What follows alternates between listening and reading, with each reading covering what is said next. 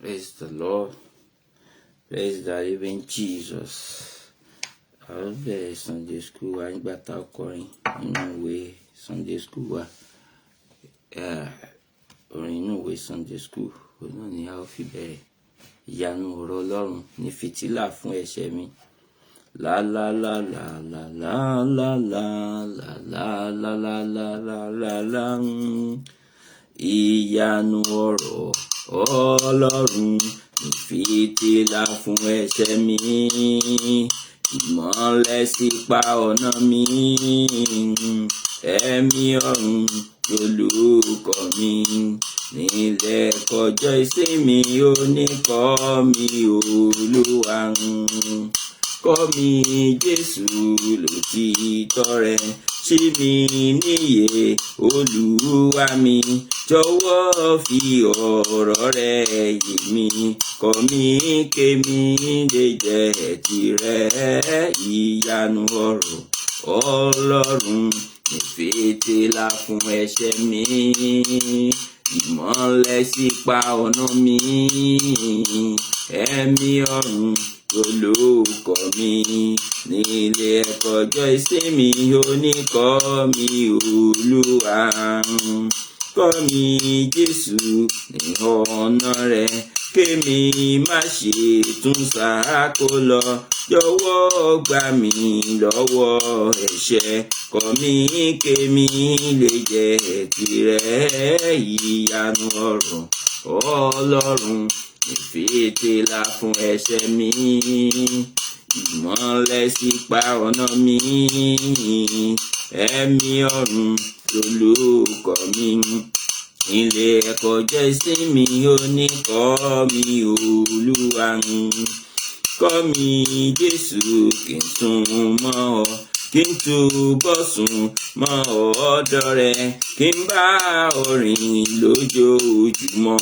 Kọ́ mi kémi lè jẹ́ tirẹ̀. Ìyanu ọ̀rọ̀ Ọlọ́run ní fìtílà fún ẹ̀ṣẹ̀ mi.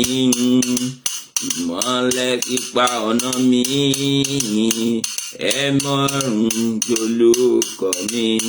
Nílé ẹ̀kọ́ ọjọ́ ìsinmi oníkọ́ mi Olúwa. Kọ́ mi Jésù kí n mọ̀ fẹ́rẹ̀, kí n ṣe fẹ́rẹ̀ lójoojúmọ́, kí n fi fẹ́rẹ̀ hàn ẹlòmíì. Kọ́ mi kémi lè jẹ́ tirẹ̀. Ìyanu ọ̀rọ̀ Ọlọ́run ní fìtílà fún ẹ̀ṣẹ̀ mi. Ìmọ́lẹ̀ sípa ọ̀nà mi. Ẹ̀mí ọ̀run lolùkọ́ mi. Nílé ẹ̀kọ́ ọjọ́ ìsinmi oníkọ́ mi Olúwa. Àmín. Àmín. Praise the Lord. Praise the living Jesus. Dúpẹ́ lọ́wọ́ Ọlọ́run fún oore ọ̀fẹ́ àti àánú tí a tún rí gbà lẹ́yìn tó tún mú wa rí ọjọ́ ìsinmi òní pẹ̀lú ayọ̀ àti àlàáfíà. Kí a tó bẹ̀rẹ̀ ẹ̀kọ́ tí òní, ẹ jẹ́ ká gbàdúrà. Orúkọ Jésù, bàbá wa àti Ọlọ́run wa, gbé yín ga, yín lógo, a sọ pé ẹ ṣé. A dúpẹ́ fún oore ọ̀fẹ́ àti àánú yín lórí ayé wa. We thank you for your grace and mercy upon our life. We thank you for everything you have done for us, O Lord. We thank you since last week till this present moment. We thank you for your grace. We thank you for your mercy. We thank you because you did not leave us on our own to do anything, but you are there for us at all time. Father, Lord, we say thank you. We say be thou exalted in the mighty name of Jesus. Ọlọ́run a gbé yín ga, a sọ pé ẹ ṣé fún gbogbo tẹ́ ti ṣe fẹ́ tẹ́ ń ṣe àti tẹ́ ó tún ṣe lénìí. Adúpẹ́ torí pé ó tún nawọ́ agbára, torí pé ó tún nawọ́ ìyanu. Adúpẹ́ torí pé gbogbo àwọn ìta ti ṣe sẹ́yìn, torí pé ẹ̀rí ń farahàn. Adúpẹ́ torí pé àwọn èèyàn wọ́n ń jẹ́rìí sí agbára Ọlọ́run. Adúpẹ́ torí pé àwọn èèyàn tó ń bá yín pàdé, torí pé wọ́n ń jẹ́rìí sí agbára Ọlọ́run. Lórúkọ Jésù, ó yẹ gba ọpẹ́ wa. Ǹjẹ́ a tún ti délé ní gbogbo ẹ̀ṣẹ̀ tó lè mú ká má rí yín. Lórúkọ Jésù, Olúwa dáríjì wá. Everything we have done wrong, O Lord, everywhere we have gone astray, O Lord, Father, Lord, forgive us in the mighty name of Jesus. That blood that you shed on the cross of Calvary, Father, use it to wipe our sins away in the mighty name of Jesus. Everything we have done that is written down for us, O Lord, that the devil might use against us, O Lord, Father, let your blood cleanse them away in the mighty name of Jesus. Use your blood to rub them off in the mighty name of Jesus. Olúwa pa gbogbo ẹ̀ṣẹ̀ wa rẹ́ láàárọ̀ yìí lórúkọ Jésù. Àti dé Olúwa sọ̀kalẹ̀ wá. Ẹ̀yin la fẹ́ rí, ẹ̀mí mọ́ darapọ̀ mọ́ wa. Lórúkọ Jésù, ẹ̀mí mọ́ kún wa fún agbára, ẹ̀mí mọ́ gbé wa wọ̀. Inú gbogbo tá ó ṣe lé ní ẹ̀mí mọ́ ó yá gbàkóso lórúkọ Jésù. Ẹ̀mí mọ́ jẹ́rìí ara rẹ̀. Ẹ̀mí mọ́ a fẹ́ kó jẹ́ olùkọ́ tí ò ní. Ẹ̀mí mọ́ ó yá jẹ́ olùkọ́ wa. Ẹ̀mí mọ́ ó yá darapọ̀ mọ́ wa. Má fi wá sílẹ̀ o. Gba gbogbo ògo ní gbogbo àwọn èèyàn tó yẹ kó wà lórí platform lẹ́ni, àwọn tí ẹ nílò láti bá sọ̀rọ̀ lẹ́ni, àwọn tẹ́ fẹ́ bá pàdé lẹ́ni, ẹ̀mí mọ́ ó yá darí wọn wá. Àwọn tẹ́ nílò kí wọ́n wà níbí lẹ́ni lórúkọ Jésù, ẹ̀mí mọ́ darí wọn wá. Ẹ̀mí mọ́ jẹ́rìí ara rẹ̀.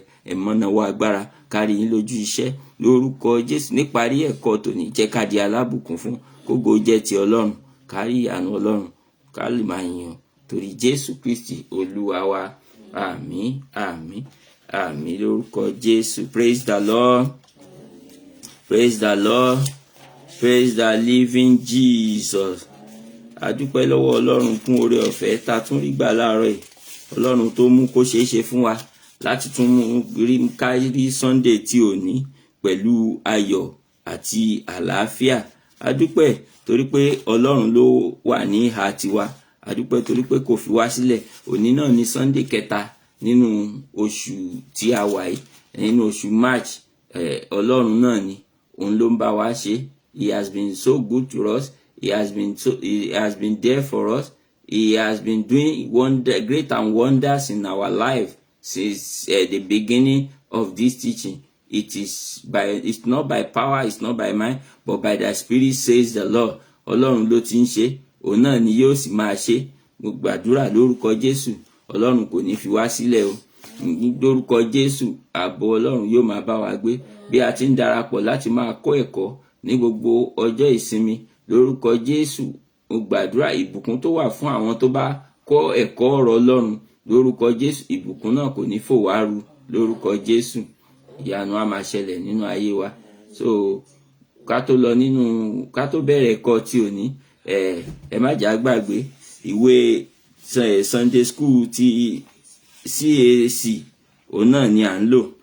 Sunday school CAC, we use CAC Sunday school manual. So òun náà ni a ti ń lò ní tí a fi máa ń kọ́ àwọn ẹ̀kọ́ wa. So the theme of the manual is a Bible, God's message to man. The Bible, God's message to man. Bíbélì náà ọ̀rọ̀ tàbí iṣẹ́ Ọlọ́run sí ènìyàn. Yes, the Bible. That is, the Bible is God's message to man. The message that God has sent to humanity. That is everything that gathered together with that we call the Bible. God will help us in the mighty name of Jesus. I said God will help us in the mighty name of Jesus. Praise the Lord. Praise the living Jesus. Praise the living Jesus. Last week, we are in lesson 8 last week. Praise the Lord. We are in lesson 8 last week. Praise the living Jesus. Ẹ jẹ́ kí a bẹ̀rẹ̀, ẹ jẹ́ ká lọ sínú ẹ̀kọ́ ti ọ̀sẹ̀ tó kọjá ká tó bọ́ sínú ẹ̀kọ́ ti òní. Ẹ jẹ́ ká lọ sí ẹ̀kọ́ ti ọ̀sẹ̀ tó kọjá ká tó bọ́ sí ẹ̀kọ́ tòní. The topic of last week's lesson is the universality of God's word. Ọ̀rọ̀ Ọlọ́run jẹ́ ti gbogbo ayé. Ẹ ṣe pa kíní ẹ jẹ́. Hello. Praise the Lord. Praise the living Jesus. The universality of God's word. Ọ̀rọ̀ Ọlọ́run jẹ́ ti gbogbo ayé. Ọ̀rọ̀ Ọlọ́run jẹ́ ti gbogbo ayé. Àwa tá bá ti darapọ̀, ẹ jọ̀ọ́, ẹ jẹ́ kí a máa fi ọkàn bá àwọn ẹ̀kọ́ yìí lọ bí ó bá ṣe ń lọ. Mo gbàdúrà ọ̀rọ̀ Ọlọ́run á tún ayé wa ṣe lórúkọ Jésù. So nínú ẹ̀kọ́ ti ọ̀sẹ̀ tó kọjá a sọ nípa bí ọ̀rọ̀ Ọlọ́run bó ṣe jẹ́ ti gbogbo ayé. A sọ nípa bí ọ̀rọ̀ Ọlọ́run ṣe jẹ́ ti gbogbo ayé. A rí pé kì í ṣe àwọn ọmọ Ísírẹ́lì nìkan ni Ọlọ́run rán iṣẹ́ ọ̀rọ̀ ẹ̀ sí, ṣùgbọ́n ó rán sí gbogbo ayé. Tá bá wò láti ìgbà tí Ọlọ́run ti pè Ábúráhámù jáde, Ọlọ́run ń tọ́ Ábúráhámù sọ́nà, ó ń bá Ábúráhámù lọ, ó ń bá rìnrìn àjò yẹn lọ títí tó fi dé àkóríta tí Jésù dé. A rí pé ìgbà tí Jésù dé, ibẹ̀ ni Ọlọ́run ti wá darí gbogbo ẹ̀ sí gbogbo ènìyàn, tí ó ti jẹ́ ti gbogbo ènìyàn. Tá bá wo inú ẹ̀kọ́ yẹn, ó ní ìwúlò rẹ̀ rékọjá àṣà àti àsìkò tàbí àkókò, àti pé kì í ṣe àkókò kan nìkan ni ọ̀rọ̀ yẹn wà fún. Ó wà fún gbogbo àkókò, láti ìgbà tí ayé ti bẹ̀rẹ̀ títí di àkókò tí a wà yìí náà ni ọ̀rọ̀ Ọlọ́run sì ń wúlò. Kò lè tí, kò lè ṣá, ó sì máa wúlò lọ títí láé ni. So a rí pé nítorí pé àwọn ọmọ Ísírẹ́lì ló gba ọ̀rọ̀ yẹn, kò túmọ̀ sí pé àwọn nìkan ni Ọlọ́run fẹ́ rán iṣẹ́ yẹn sí ní gbogbo àwọn àkókò yẹn, ṣùgbọ́n ó rán sí gbogbo ayé. A rí pé nínú àwọn nǹkan ẹ̀kọ́ tí a ti kọjá a ti sọ nínú àwọn ẹ̀kọ́ yẹn bí Ọlọ́run ṣe rán, bó ṣe fi àwọn ọ̀rọ̀ yìí ránṣẹ́, a ti sọ nínú àwọn ẹ̀kọ́ yẹn. So ó fi ránṣẹ́ sí gbogbo ayé, ṣùgbọ́n ibi tí a ti wá rí dájú ní ìgbà tí Jésù dé, ibẹ̀ la ti mọ̀ pé ó rán sí gbogbo ayé. Ẹ̀kọ́ yẹn sọ fún wa nípa ayérayé rẹ̀ àti ipá rẹ̀ lórí ayé. So ìgbà tí Jésù dé, ó sọ pé gbogbo ènìyàn, ó ní a ṣe kíni, ó ní nítorí tí Ọlọ́run fẹ́ aráyé tó bẹ́ẹ̀ gẹ́ tó fi ọmọ bíbí rẹ̀ kan ṣoṣo fún ni, pé ẹnikẹ́ni tó bá gbà á gbọ́, ó ti sọ níbẹ̀ pé ẹnikẹ́ni. So ó túmọ̀ sí pé ó ti rán sí gbogbo wa. So ọ̀rọ̀ tá wá ń sọ yìí, ó wà títí ayé, kò kú, kì í ṣá. A dẹ̀ sọ nínú àwọn ẹ̀kọ́ tí a ti kọjá pé Jésù gangan ni ọ̀rọ̀ tí à ń sọ nípa ẹ̀ tí Ọlọ́run rán sí ayé. Jésù ó ní ọ̀rọ̀ tí Ọlọ́run rán sí ayé. So ó wá nípa tara, ó tún wá bá wa lò nígbà tí òye ènìyàn, gbogbo ìlànà tí Ọlọ́run mú wá fún ènìyàn láti rí ìgbàlà. A rí pé ènìyàn ń kùnà ní gbogbo ìgbà. Ìdí nìyẹn tí Ọlọ́run fi gbé Jésù dìde láti ṣe kíni, láti wá sí ayé láti wá ṣiṣẹ́ ìgbàlà ọmọ ènìyàn. Láṣẹ pé Ọlọ́run á ràn wá lọ́wọ́ lórúkọ Jésù. So ó túmọ̀ sí pé a gbọ́dọ̀ mọ̀ pé ọ̀rọ̀ Ọlọ́run ó jẹ́ ti gbogbo ènìyàn. So gbogbo ènìyàn ló lẹ́tọ̀ọ́ sí láti kà, gbogbo ènìyàn ló lẹ́tọ̀ọ́ sí láti ṣe ohun tó wà nínú ẹ̀. Gbogbo ènìyàn ni, kì í ṣe pé àwọn kan nìkan ni Ọlọ́run darí ọ̀rọ̀ yẹn sí. So mo gbàdúrà bí a ti ń kọ́ àwọn ẹ̀kọ́ yẹn, Ọlọ́run á máa mú wa tẹ̀síwájú nínú ọ̀rọ̀ rẹ̀ lórúkọ Jésù. So ẹ̀kọ́ tí a ń lọ lénìí, òun náà ni ẹ̀kọ́ kẹsàn-án. We are in lesson 9 today, and that will be the first lesson in unit 2.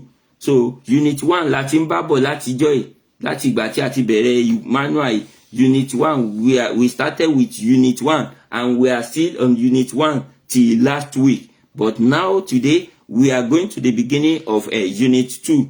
Unit 2, preservation and dissemination of God's word. That is the theme of that unit that we are going to start today. Preservation and dissemination of God's word. Ìpamọ́ àti kíkọ́ tàbí sísọ ọ̀rọ̀ Ọlọ́run. Ìpamọ́ àti kíkọ́ tàbí sísọ ọ̀rọ̀ Ọlọ́run.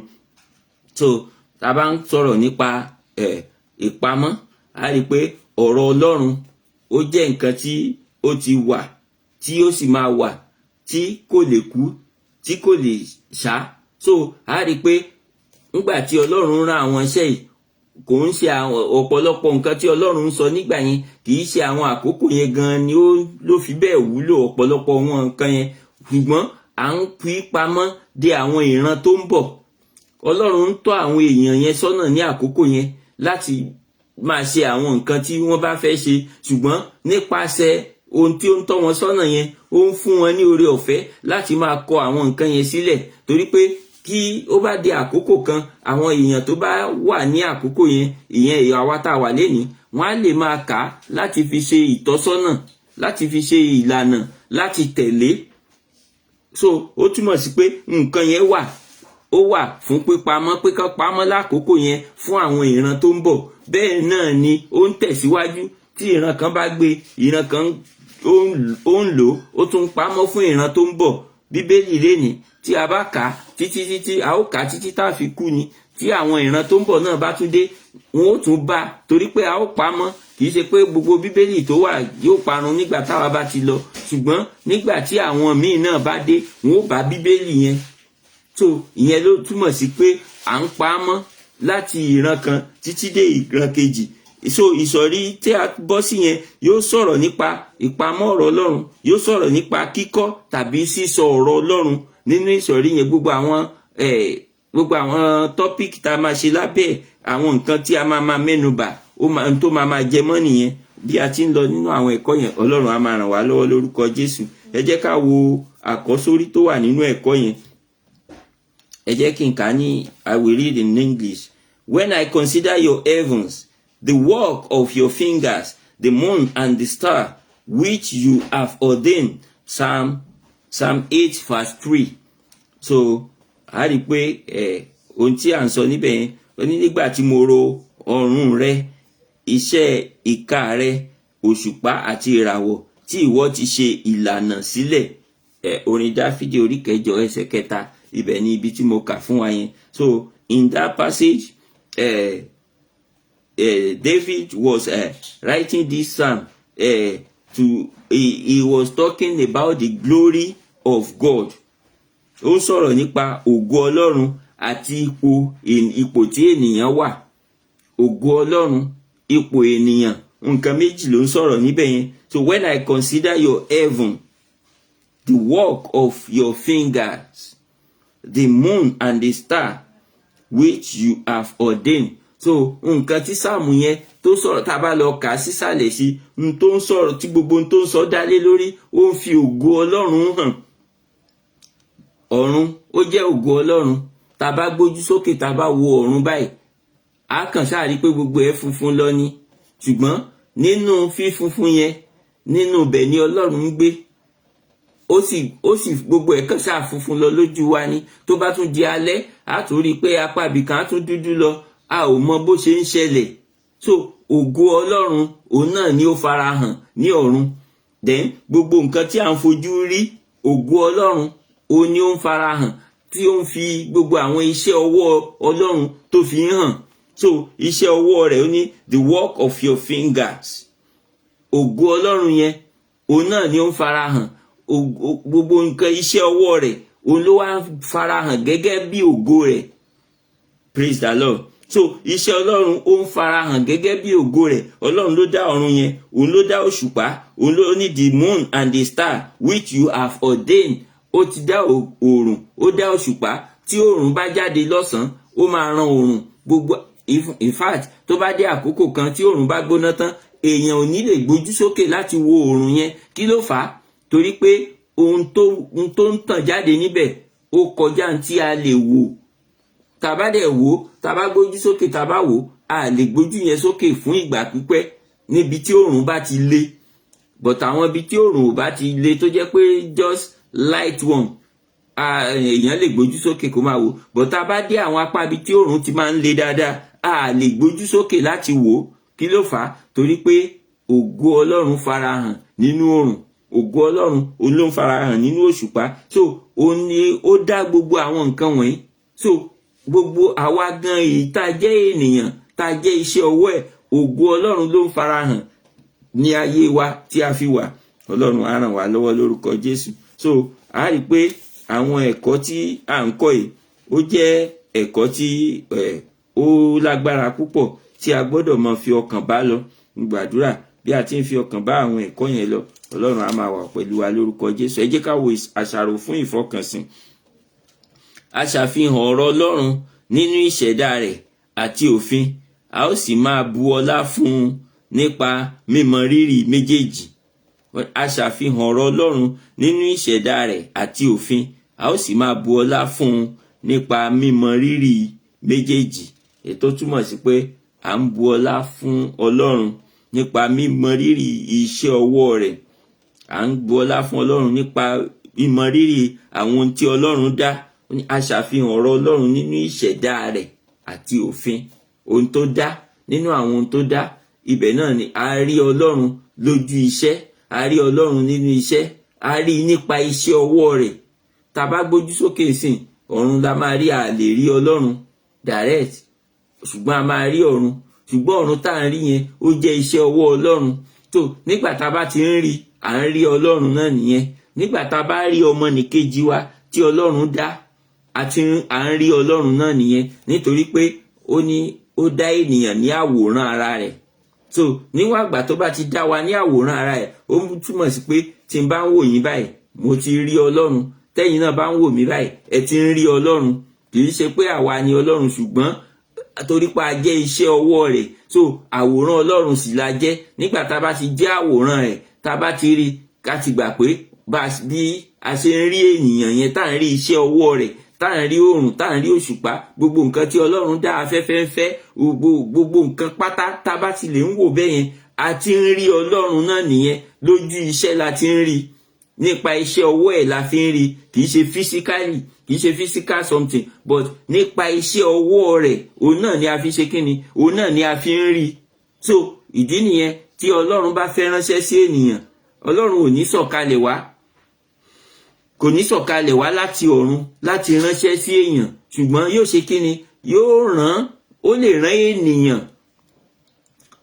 ènìyàn, yóò wá ní àwòrán ènìyàn láti bá ènìyàn sọ̀rọ̀. Bẹ́ẹ̀ ni Ọlọ́run ṣe máa ń ránṣẹ́ sí ènìyàn. Ó lè wá ní àwòrán ènìyàn. So àwòrán ènìyàn tó wá yẹn, a rí pé ohun tí Ọlọ́run fi yé wa ni pé tá a bá ti ń rí ènìyàn, bẹ́ẹ̀ náà ni ká ti gbà pé a ti rí ohun Ọlọ́run. Ká bá ti ń fojú rí ènìyàn tó ń dá, a ti gbà pé a ti mọ ohun Ọlọ́run. So ohun tó wá kù ni pé ká wá ṣe kíni, ká wá gbàgbọ́, ká gba Ọlọ́run gbọ́. Kì í ṣe ènìyàn la fẹ́ gbàgbọ́ mọ́, ṣùgbọ́n Ọlọ́run la máa gbàgbọ́, torí pé a ti rí nípa iṣẹ́ ọwọ́ rẹ̀, a ti dàmọ̀ nípa iṣẹ́ ọwọ́ rẹ̀. tó a wá ṣe kíni, a wá fi ọkàn wa fún, a gbàgbọ́. Ọlọ́run á ràn wá lọ́wọ́ lórúkọ Jésù. tó mo gbàdúrà pé ìgbàgbọ́ wa kò ní yẹ̀ lórúkọ Jésù. Ẹ jẹ́ kí a gbìyànjú láti kọ́ bí a ṣe ń bá Ọlọ́run rìn, láti fi ayé wa fún. Ẹ̀mí mímọ́ ló sì lè ràn wá lọ́wọ́ láti ṣe nǹkan wọ̀nyí. Tí ènìyàn bá fẹ́ bá Ọlọ́run rìn, tí kò bá kọ́kọ́ béèrè fún ẹ̀mí mímọ́, kò sí bó ṣe fẹ́ rin ìrìn àjò yẹn tó fẹ́ pé. Ṣùgbọ́n ẹ̀mí mímọ́ nìkan ló ń ràn yàn lọ́wọ́ láti ní òye ohun tí ènìyàn kùnà láti mọ̀. Ẹ̀mí mímọ́ nìkan ló lè ràn yàn lọ́wọ́ láti ní òye. Ẹ̀mí mímọ́ ló lè ràn yàn lọ́wọ́ láti mọ ohun tí Ọlọ́run jẹ́. Ẹ̀mí mímọ́ ló lè ràn wá lọ́wọ́ láti mọ ohun tí Ọlọ́run ní fún wa. Ẹ̀mí mímọ́ ló lè ràn wá lọ́wọ́ láti lè rin ìrìn àjò bí Ọlọ́run ṣe fẹ́ ká rìn. Bí Ọlọ́run ṣe fẹ́ ká rìn, ìyẹn ṣe pàtàkì, torí tá a bá rìn bó ṣe fẹ́ ká rìn, kò sí bí a ṣe fẹ́ jèrè ohun tí ó yẹ ká jèrè. So mo gbàdúrà a ò ní pàdánù lórúkọ Jésù. Ẹ jẹ́ ká wo àwọn ìtúpalẹ̀ ẹ̀kọ́ èyí tí à ń bá lọ lénìí. So the lesson is divided into two. So we are going to take the first and the second later. So revelation through nature, that is the first one, and revelation through God's law, so that is the second one. So we are going to take it one by one. Ẹ jẹ́ ká lọ sí àkọ́kọ́ yẹn. Ó ní ìfihàn nípa ìṣẹ̀dá, revelation through nature. Nature, when we are talking about nature, is something that exists naturally, tó wà, tó jẹ́ pé Ọlọ́run ló ti ṣẹ̀dá ẹ̀ síbẹ̀. Èèyàn ò tún dá, kì í ṣe èèyàn kan ló tún dá. Nǹkan tó ti tọ́lọ́run ti ṣe síbẹ̀, something that God has made himself. We don't know how it comes to manifestation. Something that God has made by himself, that we can just see, we can feel, or we can touch. So àwọn nǹkan yìí òun náà ni ó ní ṣe, a lè sọ bí ó ṣe wà, ṣùgbọ́n Ọlọ́run ló mọ bí ó ṣe wà. so ìfihàn nípasẹ̀ ìṣẹ̀dá. So ó ní àkọ́kọ́. Tá bá wo àwọn ẹsẹ̀ bíbélì tó wà ńbẹ̀ yẹn, tá bá wo Genesis orí 1 ẹsẹ̀ 14 yẹn títí dé 18. Yes. Then orin Dáfídì orí 19 ẹsẹ̀ 1 títí dé 14. Then tá bá wo orin Dáfídì orí 24 láti ẹsẹ̀ 19 títí dé ẹsẹ̀ 23. Ẹ jẹ́ kí n tún pè àwọn Bible verse yẹn lẹ́ẹ̀kan sí. Genesis chapter 1 verse 14 to 18. If you want to write it down, you can write it down. Genesis chapter 1 verse 14 to 18. Then Psalm 19 verse 1 to 14. Then Psalm 104 verse 19 to 23. If you want to write it down, you can write it down, because I will read the only one in the manual. The only verse, the only chapter and verse in the manual, that is the one I'm going to read for us. So if you don't have that, if you don't have the Sunday school manual, you can write it down. Genesis chapter 1, 14 to 18. Then Psalm 19, verse 1 to 14. Then Psalm 104, verse 19 to 23. So you can write it down. So I will read the only one in the manual. So don't forget, we are talking about revelation through nature. Revelation through nature. Ìfihàn nípasẹ̀ ìṣẹ̀dá. Òun náà ni ohun tí à ń sọ nípa ẹ̀ ní ibi báyìí. So bí a bá ti ń lọ nínú ẹ̀kọ́ yẹn, ó máa yé wa bí a bá ṣe ń la àwọn ìpele kọ̀ọ̀kan kọjá. Ọlọ́run á máa bá wa lọ bí a ti ń lọ nínú ẹ̀kọ́ yẹn lórúkọ Jésù. I'm going to read the verse in the manual. Yes, that is Psalm 19 verse 1. That is verse 19, Psalm 19 verse 1. The heaven declare the glory of God, and the firmament show his handwork. The heaven declare the glory of God, and the firmament show his handwork. Àwọn ọ̀run sọ̀rọ̀ ògo Ọlọ́run, àti òfurufú ń fi iṣẹ́ ọwọ́ rẹ̀ hàn. Gẹ́gẹ́ bí mo ti sọ lẹ́ẹ̀kan, mo sọ fún wa lẹ́ẹ̀kan, mo ní à ń rí Ọlọ́run nípa iṣẹ́ ọwọ́ ẹ̀, nípa ohun tí Ọlọ́run ṣẹ̀dá, nípa ẹ̀ náà ni a fi ń rí Ọlọ́run, nípa ẹ̀ la fi ń dá Ọlọ́run mọ̀. A ò lè rí lójúkorojú, torí pé ògo yẹn kọjá ohun tí a lè wò lójúkorojú.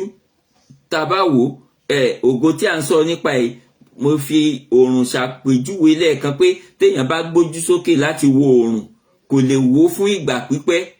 Èèyàn lè gbójú sókè níbi tí oòrùn ò bá ti mú púpọ̀, èèyàn lè gbójú sókè kó wò fúngbà díẹ̀. Níbi tí oòrùn bá ti mú púpọ̀ gan, tí oòrùn yẹn lágbára, téèyàn bá gbójú sókè kò lè wò fún ìṣẹ́jú kan tí ó gbé ojú yẹn kúrò, nítorí pé kíni, ohun tó yọ níbẹ̀ ó tàn, ògo ló tàn jáde níbẹ̀ yẹn, ògo Ọlọ́run ń tàn jáde, ó ń fi ara hàn níbẹ̀ yẹn. So nígbà tí a ò bá lè gbójú sókè láti wo oòrùn, ògo tí ó tàn tó wà ní àyíká Ọlọ́run ó wá ju ti oòrùn lọ.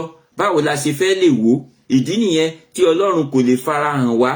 He can't show himself physically unto us, because if we see God, we are going to die. You cannot look at him. So that is why, but when you are looking at his handwork, you know that yes, it is God. So you can only see the handwork. So if you can look at the sun, when the sun is really hot, if you can look at the sun for 2-3 hours, so that means you will, if you check yourself after that 3 hours, so if you see what happened to you, now imagine when you are looking at the one that is more than, I can't say maybe 100 times 100 or times 1000, I can't say. So ohun tá ń wò yẹn nínú oòrùn, tá lè wò yẹn tí ètò wà ní àyíká Ọlọ́run ó jù bẹ́ẹ̀ lọ. So ìdí nìyẹn a lè wò lójúkojú, kò lè farahàn wá physically, ṣùgbọ́n nípa àwọn iṣẹ́ ọwọ́ ẹ̀ tá ń rí yẹn, ó ṣe kíni, ó fara rẹ̀ hàn. Ẹ jẹ́ ká wo kákọ̀ tẹ̀síwájú nínú ẹ̀kọ́ yẹn. Beside dreams, vision, trances, God has chosen to reveal himself to man through nature, his law, as well as daily experiences. Ọlọ́run farahàn ní, ó lè farahàn wá lójú oorun, ó lè farahàn wá lójú àlá, a lè lọ nínú ẹ̀mí it is possible. You can go on trance. You can have a dream. You can see a vision. All these things you can see. You can see who God is through that. And also, God has chosen to reveal himself to man through nature. Ona ni àwọn nǹkan tí a ti dá through nature. All the things that God has created, we can see it around us.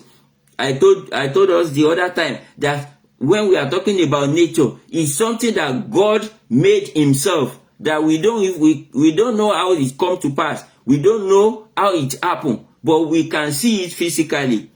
Gbogbo àwọn nǹkan wọ̀nyí a lè mọ̀ ìgbà tí ó ṣẹlẹ̀, ṣùgbọ́n a lè rí physically. So when you can be able to see it physically, you will know that this is God. It can only be God.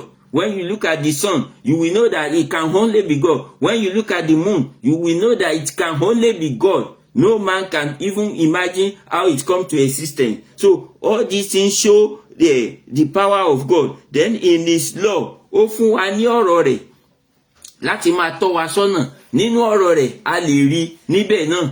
À ń rí Ọlọ́run nínú ọ̀rọ̀ rẹ̀ torí pé ó fún wa ní àwọn ìlànà láti máa tẹ̀lé. Àwọn ọ̀rọ̀ tó fún wa gẹ́gẹ́ bí ìlànà yẹn, gẹ́gẹ́ bí òfin yẹn, à ń rí Ọlọ́run nínú ẹ̀ torí pé inú ẹ̀ láti mọ̀, à ń mọ̀ nǹkan tó jẹ́, à ń mọ̀ nǹkan tó fẹ́, à ń mọ̀ nǹkan tó lè gbà, à ń mọ̀ nǹkan tí ó lè gbà. So nínú gbogbo àwọn nǹkan yìí a ti ń rí Ọlọ́run nípa bẹ́ẹ̀. Ọlọ́run á ràn wá lọ́wọ́ lórúkọ Jésù. Ẹ jẹ́ ká tẹ̀síwájú. So day and night they keep on a careful observation of the universe shows that the heavens are telling the glory of God. They are marvelous display of his craftsmanship. Tá bá ti ń wo ọ̀run yẹn, gẹ́gẹ́ bí mo ṣe sọ lẹ́ẹ̀kan, ó ṣe kí ni? Ó ń fi ògo Ọlọ́run hàn ni. Day and night they keep on telling about God without uttering a word. The message God intends to pass reach to all and sundry, believers and unbelievers alike. Praise the Lord. That is, when the day comes, we don't know how the day comes to manifest. We will be sleeping. At a time we just see that everywhere is bright. And at the end of the day, when we continue running the day, it will get to a stage. We don't know how it get dark.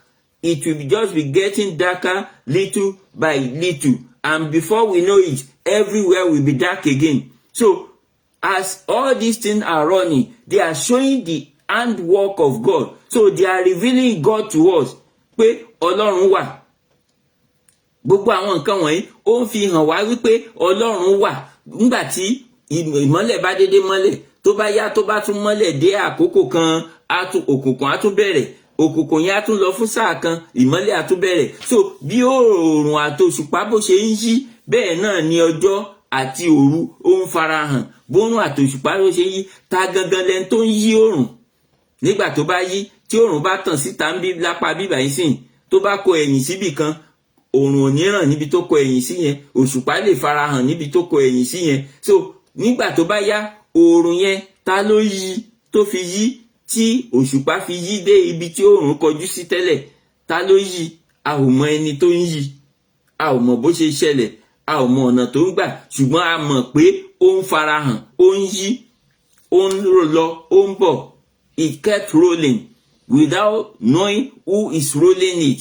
The sun will roll to the other side, to this side, to the other side, to this side, and nobody can tell how it works. Nobody can tell. Nobody can see who is rolling the sun to each side. God will help us in the mighty name of Jesus. So this shows the handwork of God, and this shows that God is existing. Ó ń farahàn. Ó fi hàn pé Ọlọ́run ṣe kíni? Ó ń farahàn. Ọlọ́run ṣe kíni? Ó ń jẹ́rìí ara ẹ̀. Ó ń sọ nípa ìwàláàyè rẹ̀. Ó ń sọ fún wa. Ó ní nǹkan tí gbogbo àwọn nǹkan wọ̀nyí fi hàn wá. There is none of these creatures that were created without a purpose. God made two great lights, the sun and the moon. The larger one to govern the day, and the smaller one to govern the night. He also made the star. Gbogbo àwọn nǹkan wọ̀nyí kí ló ṣe? Ọlọ́run ṣe ètò wọn. Ọlọ́run ló ṣètò ẹ̀ bẹ́ẹ̀. So kò gbogbo àwọn nǹkan wọ̀nyí ló wà ní iṣẹ́ tó ń ṣe. Everything has been created for a purpose. Created for a purpose. Ó ní ìdí tí Ọlọ́run fi ṣe nǹkan àwọn nǹkan kọ̀ọ̀kan.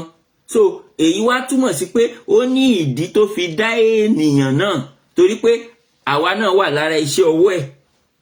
Tó bá ti ní ìdí tó fi dá ọ̀run, tó ní ìdí tó fi dá òṣùpá, tó ní ìdí tó fi dá ìràwọ̀, tó ní ìdí tó fi dá òru, tó ní ìdí tó fi dá ọ̀sán, tó ní ìdí tó fi dá àárọ̀, tí gbogbo àwọn nǹkan wọ̀nyí bá nídìí, ó túmọ̀ sí pé ó ní ìdí tó fi dá ènìyàn náà. Ǹjẹ́ àti ẹ̀ ti mọ ìdí tó fi dá wa? Do you even know the purpose of God creating you? Do you even know the purpose of you being in existence? Ǹjẹ́ a mọ̀? Tá a bá mọ̀, a nílò láti padà sínú Bíbélì láti lọ ka ìwé Genesis. Kí ni Ọlọ́run, nígbà tí Ọlọ́run dá Ádámù, tó dá Ádámù, kí ni Ọlọ́run sọ fún Ádámù? Ó fi sínú ọgbà, ó ní kó ṣe kí ni? Ó ní kó máa ṣe ìtọ́jú ọgbà, ó ní kó máa ṣe kí ni?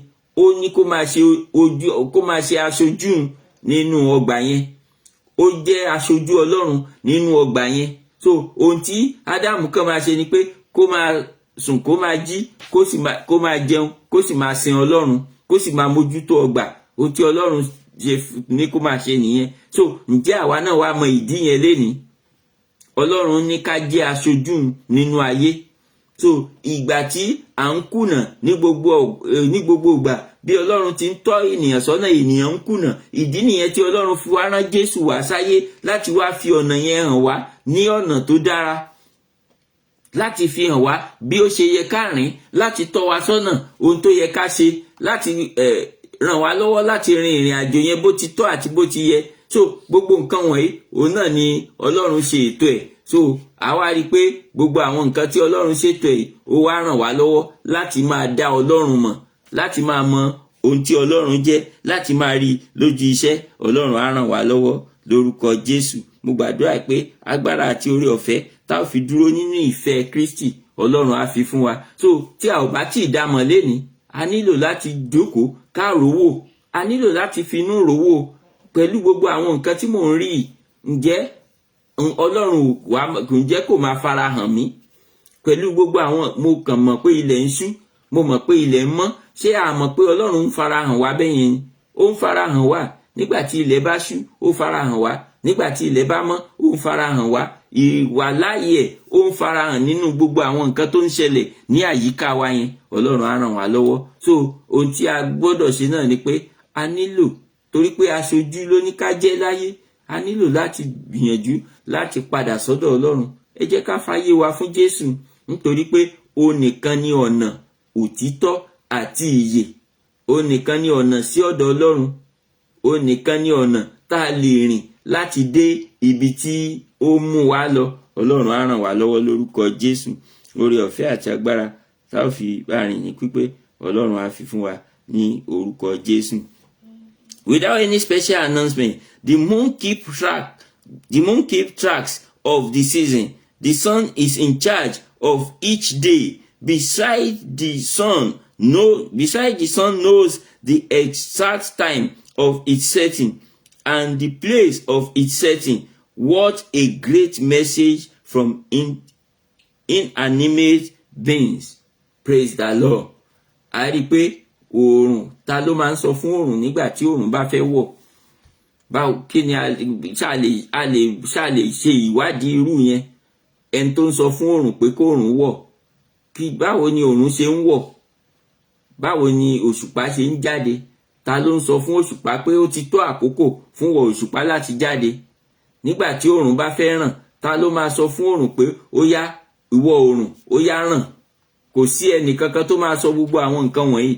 Ṣùgbọ́n oòrùn máa ràn ní àkókò tiẹ̀, òjò máa rọ̀ lásìkò tiẹ̀, òṣùpá máa farahàn lásìkò tiẹ̀. Tó bá tó àsìkò tó yẹ kí ìràwọ̀ jáde, ó máa farahàn. Ó túmọ̀ sí pé Ọlọ́run ti ṣètò gbogbo nǹkan wọ̀nyí síbẹ̀. God has made everything perfect and everything work according to how God has set them. So ó ti ṣètò wọn. So gbogbo nǹkan tó ti ṣètò yìí ó wá ń farahàn. àwọn ètò ẹ̀ òun náà ni ó mú ká máa mọ̀ pé Ọlọ́run wà. So you need to give your life to Christ today. So if you haven't believed that there is God, it's better you believe now. Tí a ò bá ti gbàgbọ́ pé Ọlọ́run wà, àkókò rèé fún wa láti gbàgbọ́. Because if you can see the handwork of God, and if you can see many things that you cannot even say how it come to existence. You can't say how it came to existence. You can't even figure it out by yourself. So what do you say about all those things? So that means there must be a way that this thing came to existence. So if you want to look at those ways, you will find God at the back of it. There is nothing you can find than God. God will help us in the mighty name of Jesus. Darkness is not left aside the revelation of God's word to mankind. When it is dark and night takes over, all the forest creature comes out. And this elapses when the sun rises. Ṣètìrí bẹ́yẹn, gbogbo àwọn nǹkan tó wà nínú igbó tó wà nínú aginjù yẹn tí a ò lè rí nígbà tó bá di òru, àwọn nǹkan yẹn á máa jáde. Ọ̀rọ̀ tó wà nínú igi á jáde. Àwọn oníṣiríṣi ẹ̀dá tí a ò lè rí lọ́sàn-án wọ́n á jáde. Tó bá tún tó àkókò tílẹ̀ mọ́, fúnra wọn ni wọ́n ó tún wọlé. Ta ló ń ṣètò gbogbo àwọn nǹkan wọ̀nyí? Gbogbo àwọn nǹkan wọ̀nyí ó fi iṣẹ́ Ọlọ́run hàn ni. Ó ń fi Ọlọ́run hàn wá. Ó ní nǹkan tí gbogbo àwọn nǹkan wọ̀nyí ṣe. So tí gbogbo àwọn nǹkan wọ̀nyí bá wá fi Ọlọ́run hàn wá, ó yẹ ká wá lè dá Ọlọ́run yẹn mọ̀. Ó yẹ ká wá lè mọ̀ pé a nílò láti fi ayé wa fún Ọlọ́run tá à ń sọ̀rọ̀ nípa ẹ̀. Òun náà ni ẹni tó dá wa, tó mọ̀ wá. Òun náà ló bó ṣe dá gbogbo àwọn nǹkan wọ̀nyẹn, bẹ́ẹ̀ náà ló dá ènìyàn. Ó ní ó dá ènìyàn láwòrán rẹ̀. A rí pé ẹ jẹ́ ká dá ènìyàn láwòrán ara wa. Bẹ́ẹ̀ ni Ọlọ́run sọ nígbà tí ó tó àkókò láti dá ènìyàn. So ó dá Ádámù, ó ní ó po amọ̀ pọ̀, ó sì mí èémí sí, ó sì di ènìyàn. So ètò túmọ̀ sí pé Ọlọ́run nìkan ni gbogbo ló mọ ohun gbogbo. Kò sí nǹkan, a lè wádìí ohunkóhun, a lè ní òye ohunkóhun, ṣùgbọ́n ohun tí Ọlọ́run bá fún wa ní òye ẹ̀, òun náà ni a lè ní òye ẹ̀. So ẹ jẹ́ ká lọ sí ipa kejì yẹn torí àkókò wa. Revelation through God's law. A rí pé a ti sọ nípa bí Ọlọ́run ṣe farahàn nípa ìṣẹ̀dá. So a wá fẹ́ sọ bí ó ṣe farahàn nípa òfin rẹ̀. He revealed himself through his law that he gave to human. He revealed himself through that. Ọlọ́run fún ènìyàn ní àwọn òfin. Ìgbà tó dá Ádámù sínú ọgbà, tí Ádámù àti Éfà wà nínú ọgbà, Ọlọ́run fún wọn ní òfin. Lẹ́yìn ìgbà tó sọ pé kán máa jẹ, kán máa mu, kán máa bí sí, kán máa rẹ̀ sí. So Ọlọ́run sọ fún wọn wípé igi èso yìí o, ẹ̀yin ò gbọdọ̀ débẹ̀. Ètò túmọ̀ sí pé ó fún wọn ní òfin. Ohun tó fi ń jẹ́ Ọlọ́run ó fi hàn níbẹ̀ yẹn pé ohun tí mo fẹ́ nìyí o, ó farahàn nínú òfin nìyẹn. So a rí pé ìgbà tí ènìyàn jẹ èso yẹn, kí ló ṣẹlẹ̀? Ènìyàn jogún ohun tí kò dára tí Ọlọ́run ò dá mọ̀. Ìdí nìyẹn tí ayé fi wà nínú wàhálà lénìí. Ìdí nìyẹn tí a fi ń dààmú káàkiri lénìí nínú ayé. Tá fi ń wá ohun tí ò sọnù kiri torí pé ènìyàn ti kùnà. Ṣùgbọ́n nígbà tí ènìyàn kùnà, kí ni ọ̀nà àbáyọ tí Ọlọ́run wá fún ènìyàn? Òun náà ni ọ̀nà àbáyọ yẹn, òun náà ni Jésù Kristi. Ìdí nìyẹn tí a fi nílò Jésù nínú ayé wa. Ọ̀nà àbáyọ kan ṣoṣo tí Ọlọ́run wá fún ènìyàn láti padà sí ibi ìtura èyí tí a ti sọnù, tí àwọn bàbá ti sọnù ní ìbẹ̀rẹ̀ ọjọ́ wa. Ìyẹn ni Ádámù tó ti sọnù láti ìgbà tí Ọlọ́run ti lé wọn jáde nínú ọgbà Édẹ́nì. Ohun tí wọ́n ti sọnù ńgbà yẹn, òun náà ni Jésù Kristi ló mú wá sáyé fún wa láti wá gbà.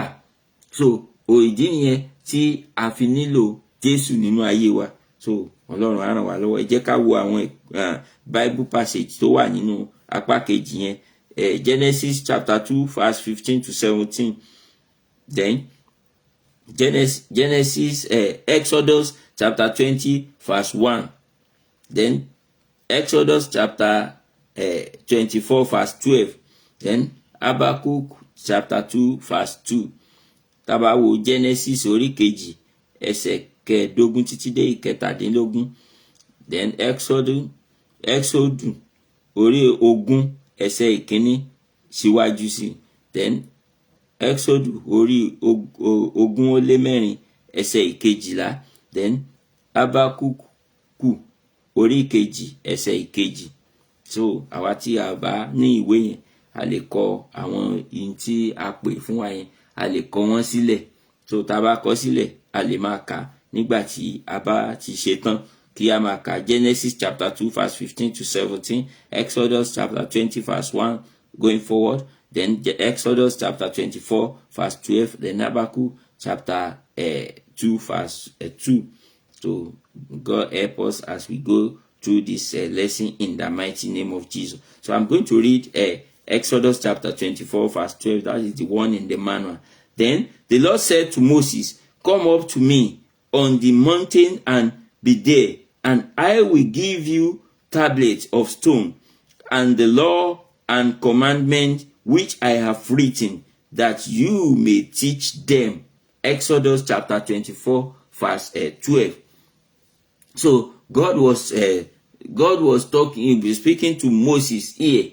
So after the Israelites left after they left Egypt, so they were going in the wilderness when God called Moses up to give him the law that will guide his people. Ó pe Moses láti wá gba òfin èyí tí ó máa tọ́ àwọn ènìyàn sọ́nà. Ibi tí Ọlọ́run ti farahàn nínú òfin nìyẹn.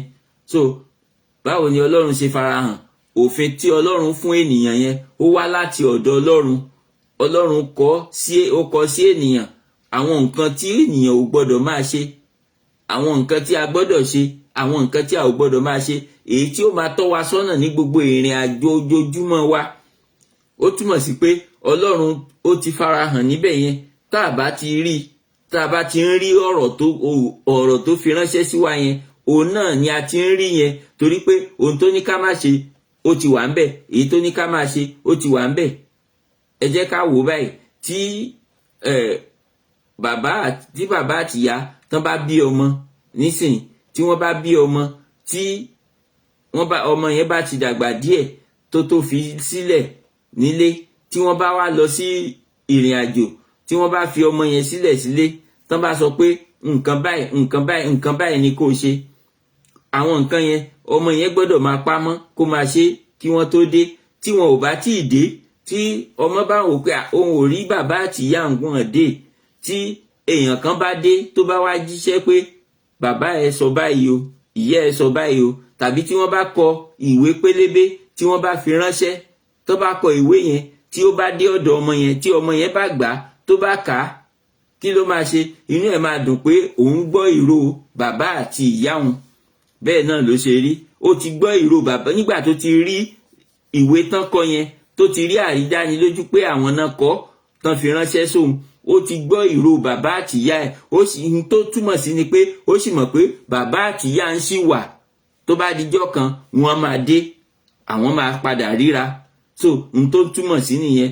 Ó pé níjọ́ kan wọ́n máa dé, àwọn máa padà ríra. Ó ti fi hàn pé bàbá àti ìyá ń ṣì wà láàyè síbẹ̀. So bẹ́ẹ̀ náà ni Ọlọ́run, àwọn òfin tó ti fún wa yẹn, àwọn ìlànà tó ti gbé kalẹ̀ fún wa yẹn, tó ń fi ránṣẹ́ sí wa tá à ń rí nínú Bíbélì, ó fi hàn pé Ọlọ́run yẹn ṣì wà síbẹ̀. Ó ṣì wà síbẹ̀, yóò sì máa wà títí láé. So àwọn nǹkan yẹn fi ń hàn bẹ́ẹ̀. So tá a bá ti ń rí òfin àti ọ̀rọ̀ rẹ̀, ó ti túmọ̀ sí pé a ti ń rí òfin àti ọ̀rọ̀ yẹn ni a gbọ́dọ̀ ṣe kíni, òun ni a gbọ́dọ̀ máa pamọ́ ní gbogbo ìgbà. Ẹ jẹ́ ká tẹ̀síwájú nínú ẹ̀kọ́ yẹn. A law is a written set of rules for living. After leaving slavery, the Israelites under God's rule needed law to guide their behavior, worship and daily living. Ṣé ti rí bẹ́ẹ̀ yẹn? Ìdí tí Ọlọ́run fi pe Mósè kó wá ní òkè láti wá gba òfin nìyẹn. Wọ́n nílò ohun tí ó máa darí wọn. They needed something to guide them. They needed something to lead them. they needed something to guide their daily worship, daily behavior, and daily living. Those are the things that we needed today again. So ọ̀rọ̀ Ọlọ́run ẹ má jà gbàgbé, a sọ ní síwájú pé ó wà títí láé, a ti sọ yẹn sẹ́yìn wípé ó wà títí láé. So we pass it from generation to generation. So our generation is reading the Bible now. When we leave this world, we are going to pass the Bible. We are going to pass it to our children. They are going to continue where we stop. Bẹ́ẹ̀ náà ni yóò máa tẹ̀síwájú títí láé. So ọ̀rọ̀ Ọlọ́run kò lè parẹ́ rárá. So ó fi ọ̀rọ̀ yẹn ránṣẹ́ kí àwọn ọmọ Ísírẹ́lì lè máa bí wọ́n ṣe yẹ kán rìn. Ǹjẹ́ ọ̀rọ̀ Ọlọ́run ló ń tọ́ èmi àti ẹ̀yin sọ́nà lénìí? Àwọn ibi tá a gbọ́dọ̀ ti wá gbé yẹ̀wò nìyẹn. Àwọn nǹkan tí a gbọ́dọ̀ ṣàkíyèsí nìyẹn. Ṣé ọ̀rọ̀ Ọlọ́run ǹjẹ́ ó ń tọ́ wa sọ́nà lénìí? Ǹjẹ́ ó ń darí wa? Ǹjẹ́ àwọn nǹkan tá a bá fẹ́ ṣe, ǹjẹ́ à ń ṣe gẹ́gẹ́ bí ìlànà ohun tí Ọlọ́run gbé kalẹ̀ fún wa? Ǹjẹ́ à ń tọ́ bí Ọlọ́run ṣe fi lélẹ̀ fún wa? Ǹjẹ́ àwọn ìgbé ayé ojoojúmọ́ wa ǹjẹ́ ó ń fi Ọlọ́run hàn nínú ayé wa? Àwọn ìrìn àjò wa ojoojúmọ́ ǹjẹ́ ó ń fi Ọlọ́run hàn nínú ayé wa? Àwọn gbogbo ìsìn wa ǹjẹ́ àwọn èèyàn ń rí Ọlọ́run nínú ìsìn wa? Nínú ìgbé ayé wa ṣé àwọn èèyàn ń rí Ọlọ́run níbẹ̀? Ohun tí Ọlọ́run fún àwọn ọmọ Ísírẹ́lì ní òfin nìyẹn, kí àwọn tó fún wọn lófin fún nìyẹn, kí àwọn ènìyàn kan lè máa dá Ọlọ́run mọ̀ lára wọn. Ṣé bẹ́ẹ̀ ló ṣe wá rí lọ́dọ̀ tiwa náà lénìí? Ṣé wọ́n dá Ọlọ́run mọ̀ lára wa? A ti pera wa ní onígbàgbọ́, alájẹ́ Kristẹni. Tó bá jẹ́ bẹ́ẹ̀ ló ṣe rí, ǹjẹ́ nínú ìrìn àjò Kristẹni yẹn ǹjẹ́ Ọlọ́run farahàn ńbẹ̀? Ṣé àwọn èèyàn tí ń rí wa wọ́n lè dá wa mọ̀ gẹ́gẹ́ bí ọmọ Ọlọ́run? Ṣé ńgbà táwọn èèyàn rí wa wọ́n lè dá wa mọ̀ gẹ́gẹ́ bí ẹni tó ń ṣe ìfẹ́ ti Kristi? So gbogbo àwọn nǹkan wọ̀nyí ni a gbọ́dọ̀ máa gbé yẹ̀wò gẹ́gẹ́ bí onígbàgbọ́. Ohun tí wọ́n rí nínú ayé àwọn ọmọ ẹ̀yìn ní àkókò yẹn nìyẹn tí wọ́n fi sọ pé wọ́n jẹ́ Kristẹni. So ohun tí Ọlọ́run ní ká máa pamọ́ yìí, òun náà ni a nílò láti pamọ́ tí wọ́n fi lè pè wá ní ọmọ Ọlọ́run. Ọ̀tọ̀ ni kéèyàn fi ayé ẹ̀ fún Kristi, ọ̀tọ̀ ni kó máa bá rìn. Ṣé mọ̀ pé èèyàn lè gbà, èèyàn lè mọ̀ kó má gbà, èèyàn dẹ̀ ó lè mọ̀ kó gbà ṣùgbọ́n kó má tẹ̀lé, kó má ṣe ìfẹ́ rẹ̀. So gbogbo àwọn nǹkan wọ̀nyí òun náà ló wọnú ara wọn. Téèyàn bá ń gbà, tó bá gbà, tó mọ̀ tó gbà, ó gbọ́dọ̀ tún máa ṣe ìfẹ́ rẹ̀, ó gbọ́dọ̀ máa bá rìn. So kò sí èyí tó ṣe yọ kúrò ńbẹ̀. So tá a bá ti mọ̀, a gbọ́dọ̀ gbà, tá a bá ti gbà, a gbọ́dọ̀ máa bá rìn ká máa ṣe ìfẹ́ rẹ̀. Ìfẹ́ rẹ̀ náà ni àwọn ohun tó ti là kalẹ̀ fún wa. Òun náà ni ìfẹ́ rẹ̀. Gbogbo ohun tó ti là kalẹ̀ fún wa, àwọn nǹkan tó wà nínú tá a lè kà nínú Bíbélì tó ní ká má ṣe, àwọn nǹkan tá a lè kà nínú Bíbélì tó ní ká máa ṣe, gbogbo àwọn bá ṣe lè rìnrìn àjò ojoojúmọ́ wa, Ọlọ́run ó ti ṣe àlàkalẹ̀. Nígbà tí Ọlọ́run fún àwọn ọmọ ẹ̀yìn yẹn tó fún àwọn ọmọ Ísírẹ́lì ní òfin, ó ṣe àlàkalẹ̀ bí wọ́n ṣe lè rìnrìn àjò ojoojúmọ́ wọn ni. So bẹ́ẹ̀ náà ni Ọlọ́run ṣe fún èmi àti ẹ̀yin lénìí, ó ti ṣe àlàkalẹ̀ bá ṣe lè rìnrìn àjò ojoojúmọ́ wa. So tá a bá ti wá lè rí bẹ́ẹ̀, ọwọ́ wa ló kù sí. Tá a bá tún lè rí bẹ́ẹ̀, ọwọ́ wa ló kù sí. Ṣùgbọ́n Ọlọ́run ti ṣe ìlànà tiẹ̀ sílẹ̀. So ó sì tún ti fún wa ní, ó ní èmi ò rán olùtùnú sí yín, ó tún ti rán ẹ̀mí mímọ́. Ó ti rán sí wa. Ó ní nígbà tó bá dé yóò sọ ohun tí a máa ṣe fún wa. So ó ti rán ẹ̀mí mímọ́ sí wa. Ó kù sọ́wọ́ wa láti gba ẹ̀mí mímọ́ yẹn láti lè máa rin ìrìn àjò yẹn bó ṣe yẹ ká rìn. Ọlọ́run á ràn wá lọ́wọ́ lórúkọ Jésù. So ẹ jẹ́ ká kíyèsí gbogbo àwọn nǹkan wọ̀nyẹn.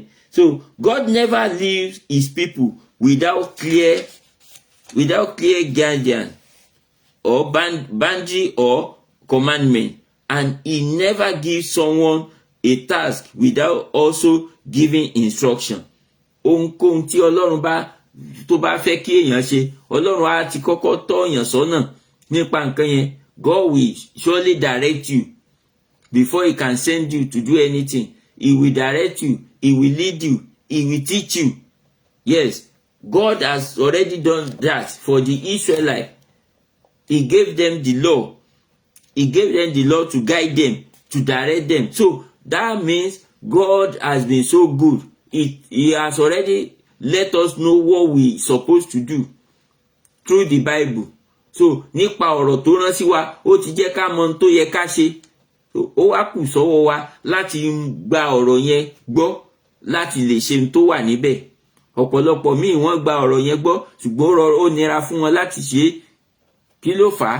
Nítorí pé wọn ò jẹ́ kí ẹ̀mí mímọ́ kó jọba nínú ayé wọn. Ìdí nìyẹn tó fi ṣòro. Ó máa ṣòro fún ẹni tí ò bá ní ẹ̀mí mímọ́, especially ní ayé àkókò tá a wà yìí. Ẹni tí ò bá ní ẹ̀mí mímọ́ ó máa ṣòro fún láti lè tẹ̀lé ọ̀rọ̀ Ọlọ́run. Ó máa ṣòro fún, it will be very difficult for somebody that didn't have the Holy Spirit to follow the rule of God, to follow the leading. It will be difficult. God has already sent the boundaries. He has given us the do's and don'ts. So it is left for us to decide. And when you decide, it is left for you to do what? To accept the Holy Spirit. To let the Holy Spirit lead you. To let the Holy Spirit guide you. To let the Holy Spirit help you. Ẹ̀mí mímọ́ òun ló máa ṣe kíni? Òun ló máa ràn wá lọ́wọ́ láti lè ṣe gbogbo àwọn nǹkan yẹn bí ó ti tọ́ àti bó ti yẹ. Ṣùgbọ́n Ọlọ́run kò ń fi èèyàn tiẹ̀ sílẹ̀. Ní tí mo fẹ́ ká mọ̀ nìyẹn. Kò ní fi wá sílẹ̀ ní àwa nìkan. Ṣùgbọ́n yóò máa ṣe kíni? Yóò máa tọ́ wa sọ́nà nígbà tí a bá ti gbìyànjú, tá a bá ti ṣe tán láti tẹ̀lé. Yóò máa ṣe kíni? Yóò máa tọ́ wa sọ́nà. I will give you tablets of stone, which I have written. Tablet of stone contain the law and commandment written by God himself. Nígbà tí Ọlọ́run pè Mósè pé kó wá sókè, ó ní èmi ó fún yín ní òfin. Ó túmọ̀ sí pé Ọlọ́run ò fẹ́ kí àwọn èèyàn kankan ṣá máa lọ ṣá. Kò fẹ́ kankan ṣá máa lọ ṣá, kankan máa gbé ìgbé ayé yẹn bó ṣe wù wọ́n. Ṣùgbọ́n ó tọ́ wọn sọ́nà ní ohun tí wọ́n ó máa ṣe ní láti inú òfin ẹ̀. So ìdí nìyẹn ó pè Mósè wá pé Mósè pàdé mi ní òkè láti ṣe kíni? Láti gba àwọn òfin tí mo ti kọ fún àwọn ọmọ Ísírẹ́lì láti máa lò. So gbogbo àwọn nǹkan wọ̀nyí náà la wá kójọpọ̀ tó di Bíbélì lénìí. So gbogbo àwọn nǹkan yìí la kójọpọ̀ tí a ti kọ sílẹ̀ nínú Bíbélì. Ó wá kù sọ́wọ́ wa. Ọlọ́run ti fi ránṣẹ́ sí wa. Ó kù sọ́wọ́ wa láti máa ṣe kíni? Láti máa kà á, láti máa tẹ̀lé. Ó fi ránṣẹ́ sí àwọn ọmọ Ísírẹ́lì nígbà tí bí ìran kan ṣe ń lọ tí ìran kan ń dé, bẹ́ẹ̀ náà ni là ń gbé fún àwọn míì tó bá tún dé. So gbogbo àwọn nǹkan tí Ọlọ́run tún ránṣẹ́ lẹ́yìn òfin 10 tó fún Mósè yẹn, ó tún ní kán máa kójọ láti máa dàpọ̀ mọ́. Ìdí nìyẹn tí Bíbélì fi pé lénìí. Kò sí ohun tó lè ṣẹlẹ̀ tí a ò ní bá pàdé nínú Bíbélì. There is nothing that will happen today. If you go back to the Bible, you will find it there. Everything that happened presently, it has happened. Or God will have spoken about it in the Bible that it is going to happen. Kò sóhun tó ń ṣẹlẹ̀ tó tuntun, ṣùgbọ́n ohun tí Ọlọ́run ti sọ, òun náà ni ó ń tẹ̀síwájú. Ọlọ́run á máa ràn wá lọ́wọ́ lórúkọ Jésù. So ẹ jẹ́ ká gbìyànjú láti ní òye ohun tí Ọlọ́run bá wa sọ. The 10 commandments, that is the dialogue, were written on stone tablets for durability and stored in the Ark of the Covenant. They focus on loving God and others. Praise the Lord. So gbogbo òfin tó wà níbẹ̀ yẹn, ntí ìgbà tí Jésù dé, a rí pé ó pa gbogbo òfin yẹn pọ̀, ó sọ di méjì. Ó ní ká fi gbogbo àyà wa ká fi fẹ́ Olúwa Ọlọ́run wa. Èyí tó wá dàbí rẹ̀, ó ní ìkejì tó dàbí rẹ̀, fẹ́ ọmọnìkejì rẹ gẹ́gẹ́ bí ara rẹ. Gbogbo òfin tí Ọlọ́run fi ránṣẹ́ yẹn, ohun tí gbogbo ẹ̀ padà dálé lórí, òní Jésù ó gbìyànjú láti láyé wa ni. Ohun tí Jésù ṣe níbẹ̀ yẹn nìyẹn. So kí ni ìdí tí a fi kọ́ kíní ìsára òkúta? A rí pé òkúta ó máa ń wà títí láì, òkúta kì í yọ́, òkúta kì í jóná, òkúta kì í jẹrà. Ṣùgbọ́n òkúta, tá bá fi òkúta síbì kan títí láì, gbogbo ìgbà tá bá ń lọ bẹ̀, a máa bá òkúta yẹn bẹ̀, yóò sì máa wà bẹ́ẹ̀. So òkúta kì í tí, kì í ṣá, kì í yọ́, kì í jóná, kì í jẹrà. So gbogbo àwọn nǹkan wọ̀nyí ó ń fi yé wa pé Ọlọ́run fi ránṣẹ́ pé ó ní láti wà títí láti máa fi ránṣẹ́ láti àkókò kan sí àkókò míì. It needs to pass on from one generation to other. That is the reason why it is written in stone. The law and commandment of God was written on a stone because it needs to be passed from generation to generation. So that shows that God wants the word to circulate throughout the world and to stay forever for all human beings, to be a guide for all human beings. Òfin yẹn láti wà láti jẹ́ ìlànà fún gbogbo ènìyàn pátápátá ó ní òfin yẹn wà fún. So ó ní kán gbé sínú àpótí ẹ̀rí láti máa wà ńbẹ̀ títí láé. So ohun gbogbo tí a wá sọ nínú òfin yẹn, ìwọ kò gbọdọ̀ jalè, ìwọ kò gbọdọ̀ mutí, ìwọ kò gbọdọ̀ ṣàgbèrè, ìwọ kò gbọdọ̀ ṣojú kòkòrò, gbogbo àwọn nǹkan wọ̀nyí ni Jésù wá papọ̀, ó wá sọ di méjì kó lè rọrùn. Ó fi ọ̀nà méjì yẹn ó fi láyé wa kí a lè ní òye ohun tí òfin jẹ́ ni. Jesus Christ explained the law by making it just only two. He explained it through that two way. That is, love your God and love your neighbor. Nǹkan méjì yẹn ni. So kí ni ìdí tí Jésù fi papọ̀ tó fi sọ di méjì? Torí pé orí nǹkan tí gbogbo òfin yẹn dá lé nìyẹn. Tí àwọn òfin yẹn nínú àwọn nǹkan tó sọ ń bẹ̀, èyí tó yẹ pé tá bá ṣe, tá bá nífẹ̀ẹ́ Ọlọ́run, òun ni àní ṣe, ó wà ńbẹ̀. Èyí tó yẹ pé tá bá nífẹ̀ẹ́ ènìyàn láàní ṣe, ó wà ńbẹ̀. Èyí tó yẹ pé tá bá ṣe, ó fi hàn pé a ò nífẹ̀ẹ́ Ọlọ́run, ó wà ńbẹ̀. Èyí tó fi hàn pé tá bá ṣe, a ò nífẹ̀ẹ́ ènìyàn, ó wà ńbẹ̀. Ó ní ìwọ kò gbọdọ̀ ṣojú kòkòrò. Téèyàn bá ń ṣojú kòkòrò, kí ni báwo ni èèyàn ṣe ń ṣojú kòkòrò? Ṣebí èèyàn máa rí nǹkan tí ọmọnìkejì ní tí kò ní, á wá wò pé kíní ìdẹ wù mí, ó ń ṣojú kòkòrò. Nípa bẹ́ẹ̀ ó lè máa wọ́nà láti jàgbà lọ́wọ́ ọmọnìkejì yẹn. Ó ṣojú kòkòrò nìyẹn. Ta la ṣe sí? Ọmọnìkejì wa. So tá bá wá fẹ́ràn ọmọnìkejì yẹn, if you love that your neighbor, you will not envy whatever he has. You will glorify God for him, for his life. That is it. Gbogbo àwọn nǹkan wọ̀nyí ó fi hàn bẹ́ẹ̀. Ó ní ká má ṣàgbèrè. Tá bá ṣàgbèrè, tá bá fẹ́ràn ọmọnìkejì wa, ǹjẹ́ àní ronú nǹkan tó lè ṣẹlẹ̀ sí nígbà tí a bá ń ṣe àwọn nǹkan wọ̀nyẹn? A máa ronú nǹkan yẹn. Then àgọ́ ara wa tí ó bá wá gba nǹkan tí ò yẹ kó ká bá pàdé, tá bá bá pàdé níbi tá ti lọ ṣe nǹkan yẹn, kí ló máa ṣẹlẹ̀ sí wa? So gbogbo àwọn nǹkan wọ̀nyí ó ń túmọ̀ sí ìfẹ́.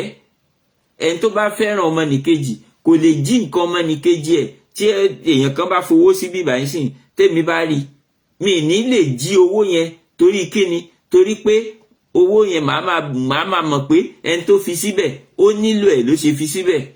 Mo gbọ́dọ̀ máa rò bẹ́ẹ̀ pé ẹni tó fi síbẹ̀ ó nílò ẹ̀ ló ṣe fi síbẹ̀. Ó dẹ̀ máa padà wá wò láti mú. Nígbà tó bá débẹ̀ tí ò bá rí, ǹjẹ́ yóò lè ṣe nǹkan tó nílò owó yẹn fún? Àwa nílè jalè yẹn nígbà tá bá ti rí bẹ́ẹ̀. A dẹ̀ nílè yan ọmọnìkejì jẹ nígbà tá bá ti fẹ́ràn ẹ̀. A nílè yan jẹ. So gbogbo àwọn nǹkan wọ̀nyí ó fi ń yé wa pé Ọlọ́run ṣe kíni? Ọlọ́run ó fẹ́ kí ohun tó fẹ́ ká máa ṣe ni àwọn nǹkan tí ó kọ sínú òfin yẹn. So nípasẹ̀ ọmọnìkejì wa, nípasẹ̀ Ọlọ́run àti ọmọnìkejì wa, òun náà ni gbogbo àwọn nǹkan wọ̀nyí ló fi ń wá sí ìmúṣẹ. Ọlọ́run á ràn wá lọ́wọ́ lórúkọ Jésù. So the purpose of the law and the commandment is very clear, that Moses may teach them. A written law need a teaching priest for effective understanding. It needs somebody to explain it for us so that we can understand it better.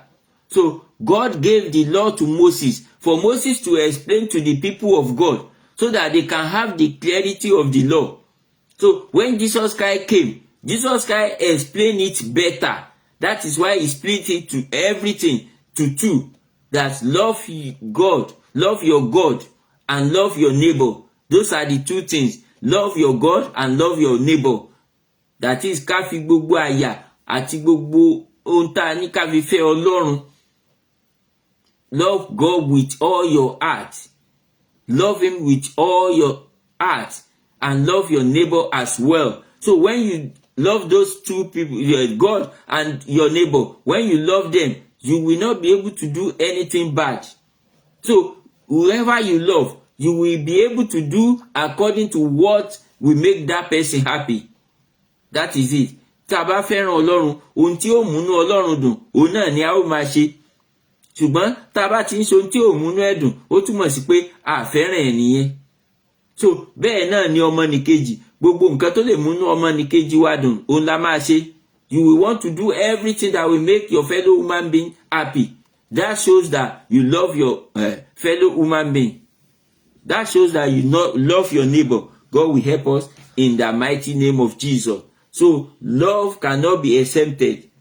That is what all the law based upon. Ohun tí gbogbo òfin dá lé lórí nìyẹn. Ìfẹ́ ni gbogbo òfin dá lé lórí. Ẹni tó bá ti ní ìfẹ́ kò ní ja ọmọnìkejì lólè. Ẹni tó bá ní ìfẹ́ kò ní yan ọmọnìkejì jẹ. Ẹni tó bá ní ìfẹ́ kò ní kó nǹkan tó jẹ́ èèyàn tí èèyàn mẹ́wàá kò nìkan dá kó tẹ̀ nígbàgbọ́ pé àwọn tó kù yẹn níbi tó bá wù wọ́n kán lọ, ohun tó bá wù wọ́n kán ṣe, ohun tó bá wù wọ́n kán jẹ kò kàn mí, kò ní lè ronú bẹ́ẹ̀. Tá bá ní ìfẹ́, a ní kó gbogbo nǹkan jọ báyìí kó wà ní àkàtà wa, ká dẹ̀ máa rí àwọn èèyàn tí kò tó nílò nǹkan ṣùgbọ́n tí wọn ò rí, tí wọ́n ń sọ́fà fún àwọn nǹkan yẹn, tá ò dẹ̀ ní lè fún wọn nínú ẹ̀, a ò ní lè ṣe. So ohun tá wá ń sọ yìí ó bá gbogbo ènìyàn pátápátá wí, àtẹni tó bá jẹ́ ìránṣẹ́ Ọlọ́run, àtẹni tó bá jẹ́ ọmọ ìjọ o, àtẹni tó jẹ́ òṣìṣẹ́ o, gbogbo wa pátá ni ó bá wí. Tá gbọ́dọ̀ gbé ara wa yẹ̀ wò. Gbogbo wa ló bá wí. Ipò wo ni a wà? Àwọn èèyàn wo la lè rí láyìíká wa? Ọ̀pọ̀lọpọ̀ tiẹ̀ fọ́ọ̀mù hábìtì lénìí láti máa sá kúrò ní ibi tí wọ́n ti lè rí àwọn tó nílò ìrànlọ́wọ́ wọn. Wọ́n fọ́ọ̀mù hábìtì yẹn. Wọ́n tó bá ti rí pé àwọn wà ní ipò tó dára, wọ́n máa gbìyànjú láti sá kúrò níbi tí àwọn èèyàn tó nílò ìrànlọ́wọ́ wọn wà, kán má bàa máa fojú rí wọn torí wọn fẹ́ kí ẹ̀rí ọkàn máa jẹ́ wọn. Wọ́n á sá kúrò ńbẹ̀, wọ́n á wá sá lọ sí ibi tí àwọn èèyàn tí wọ́n nílò wọn wà. So ìyẹn wọ́pọ̀ láwọn ibì kọ̀ọ̀kan. Àwa tá bá ń ṣe bẹ́ẹ̀, a gbọ́dọ̀ yí padà lénìí. A nílò láti yí padà. A nílò láti yí padà. Ibi tá a wà, tá a ti gbégbé ayé wa nígbà tí a ò tí jẹ́ nǹkan kan yẹn, nígbà tá bá jẹ́ nǹkan kan, a gbọ́dọ̀ gbìyànjú láti ṣe padà síbẹ̀. Tá bá tiẹ̀ ní gbé bẹ̀ mọ́, mi sọ pé dandan èèyàn lè gbé bẹ̀ o, ṣùgbọ́n a gbọ́dọ̀ gbìyànjú láti dá ìfẹ́ padà sí ibi tí a ti jáde. Ọlọ́run á ràn wá lọ́wọ́. Bóyá inú ìjọ ni, bóyá ibi abẹ́ èèyàn kan ni, a gbọ́dọ̀ dá ìfẹ́ padà síbẹ̀. Àwọn wo gan la jọ ń rìn nígbà tí a ò tí jẹ́ nǹkan kan? Ǹjẹ́ àwọn èèyàn yẹn ǹjẹ́ a sì lè rí wọn pọ̀ mọ́ wa mọ́? Ǹjẹ́ wọ́n tiẹ̀ lè débi tá bá wà mọ́? Àwọn èèyàn tá ti mọ̀ nígbà tá ò jẹ́ nǹkan kan, nígbà tá jẹ́ nǹkan kan, ǹjẹ́ àwọn èèyàn yẹn lè súnmọ́ wa? Ǹjẹ́ wọ́n tiẹ̀ tó ẹni tó lè bá wa sọ̀rọ̀ mọ́? Ǹjẹ́ a tiẹ̀ lè tẹ́tí láti gbọ́ tiwọn mọ́? Ṣé kìí ṣe pé ṣe la sá kúrò ní àárín ibi tí wọ́n wà láti sá lọ sí ibòmíì tí wọn ò ti mọ̀ wá? Láti sá lọ sí ibòmíì tí kò ti sẹ́ni tó lè béèrè ìrànlọ́wọ́ wa? Gbogbo àwọn nǹkan wọ̀nyí a gbọ́dọ̀ máa kíyèsí, torí pé à ń fi ọgbọ́n kí ẹ̀rí ọkàn má bàa jẹ́ wa la ṣe ń ṣe bẹ́ẹ̀. Tí a ò ní fẹ́ bá irú àwọn èèyàn yẹn sọ̀rọ̀. Tán bá pè wá, a ò ní lè gbé, torí pé tá bá bá wọn sọ̀rọ̀, ẹ̀rí ọkàn máa jẹ́ wa. A ò ní lè gbé kọ́ wọn mọ́. Gbogbo wọn bá mẹ́sẹ́jì wa, a ò tiẹ̀ ní fẹ́ ṣí mẹ́sẹ́jì wọn wò, torí pé kíni? Kí ẹ̀rí ọkàn má bàa jẹ́ wa. Ọlọ́run á ràn wá lọ́wọ́ lórúkọ Jésù. So ẹ jẹ́ ká kíyèsí gbogbo àwọn nǹkan wọ̀nyí kí a má bàa jẹ̀bi. Mo gbàdúrà a ò ní jẹ̀bi lọ́jọ́ ìkẹyìn o. Ẹ jẹ́ kí a wo àwọn ẹ̀kọ́ tí a rí kọ́ nínú ẹ̀kọ́ yìí. God revealed himself through nature, using it to share and preserve his message. Ọlọ́run ti fi ara ẹ̀ hàn nínú ìṣẹ̀dá. A rí pé Ọlọ́run ti fi ara ẹ̀ hàn nípasẹ̀ ìṣẹ̀dá. Ó ń lò láti kọ́ni. Gbogbo àwọn nǹkan wọ̀nyẹn ó ń lò láti kọ́ni àti láti pa iṣẹ́ tàbí ọ̀rọ̀ rẹ̀ mọ́. Ó ń lò láti pa iṣẹ́ tàbí ọ̀rọ̀ rẹ̀ mọ́. Gbogbo àwọn nǹkan tí a lè fojú rí gẹ́gẹ́ bí mo ti sọ tẹ́lẹ̀, Ọlọ́run ń lò láti kọ́ wa, láti fi jẹ́ ká mọ̀ pé Ọlọ́run wà. ó ń fi gbogbo àwọn nǹkan wọ̀nyí hàn láti jẹ́ ká mọ̀ pé Ọlọ́run wà. So láti jẹ́ kí gbogbo àwọn nǹkan wọ̀nyí kó máa fún wa ní ẹ̀kọ́ tó péye nípa Ọlọ́run. Ọlọ́run á ràn wá lọ́wọ́. So ó ń lò láti kọ́ni àti láti pa iṣẹ́ tàbí ọ̀rọ̀ rẹ̀ mọ́. Ó fi ń kọ́ wa ní ẹ̀kọ́ ni. Mo sọ lẹ́ẹ̀kan, mo ní tí òòrùn bá yọ, mo ní ṣáà mọ̀ bí òòrùn ṣe yí tó fi wọlé, tí apá bòmíì fi jáde tí kò sí òòrùn mọ́. Ṣáà mọ̀ bí òṣùpá ṣe ń jáde wá, ṣáà mọ̀ bí ìràwọ̀ ṣe ń jáde wá. Kò sí ẹni tó lè mọ̀ bí ilẹ̀ ṣe ń ṣú, kò sí ẹni tó lè mọ̀ bí ilẹ̀ ṣe ń mọ́. Gbogbo àwọn nǹkan wọ̀nyí ó ń fi iṣẹ́ Ọlọ́run hàn, ó ń fi iṣẹ́ ọwọ́ rẹ̀ hàn. Ó ń lò láti kọ́ wa, láti sọ fún wa pé Ọlọ́run wà. Ó sì ń lò láti sọ fún wa pé ògo rẹ̀ kò láfarawé. Ó ń lò láti wá sọ fún wa pé òun nìkan la gbọ́dọ̀ máa tẹ̀lé. Ó ń lò láti sọ fún wa pé òun nìkan ní ọ̀nà, òtítọ́ àti ìyè. Kò sẹ́nikẹ́ni tó lè wá sọ́dọ̀ rẹ̀ bí kò ṣe nípasẹ̀ Jésù. Gbogbo àwọn nǹkan wọ̀nyí ó ń fi hàn wá nípasẹ̀ àwọn ohun tí a lè fojú rí. Ọlọ́run á ràn wá lọ́wọ́ lórúkọ Jésù. Through written words, God's message is shared, preserved, and passed down through generation. So God called Moses to he gave him the law. It was written in a stone. It was written on a stone. So I said it before, that it was written on a stone for it to last from generation to generation, to pass it from generation to generation. Gbogbo àwọn nǹkan wọ̀nyí láti máa mú lọ kó lè wà títí ni. Mo sọ fún wa lẹ́ẹ̀kan, mo ní òkúta kì í jẹrà, àbí ṣá ti rí òkúta tó jẹrà rí? Òkúta kì í jóná. Bàbá dáná síbí báyìí sìn, tó òkúta bá wà ńbẹ̀, nígbà tí gbogbo nǹkan tó wà ńbẹ̀ bá jó tán, òkúta tó wà ńbẹ̀ yẹn á tún bọ́ síbẹ̀, á tún mú òkúta yẹn ni. So ìdí nìyẹn tí Ọlọ́run ṣe kọ́ sára òkúta, láti fi hàn pé kíní yìí ó gbọ́dọ̀ wà títí láé ni. A gbọ́dọ̀ máa pàṣẹ láti ọwọ́ àwọn èèyàn kan sí àwọn ènìyàn míì. Òun náà ni ó ṣe títí tó fi dé ọ̀dọ̀ èmi àti ẹ̀yin lénìí. A ti pàṣẹ sí wa, ó ti wà ní àkàtà wa. Ǹjẹ́ à ń tẹ̀lé ohun tí Ọlọ́run ti sọ, tó ti fi ránṣẹ́ sí wa ni, láti máa ṣe ètò ayé wa, láti máa rìnrìn àjò ayé wa. So a ti pàṣẹ látọ̀dọ̀ àwọn èèyàn tó ti kọjá sí ọ̀dọ̀ wa. Ó wà lọ́wọ́ wa lénìí. Kí náà là ń sọ̀rọ̀ nípa ẹ̀? Òun náà ni gbogbo ẹ̀ láti wá kójọpọ̀ tá a ti sọ di Bíbélì lénìí. Ǹjẹ́ a wá ń tẹ̀lé kó lè pín kárí? Ìdí nìyẹn tá a fi kọ sílẹ̀ nínú Bíbélì.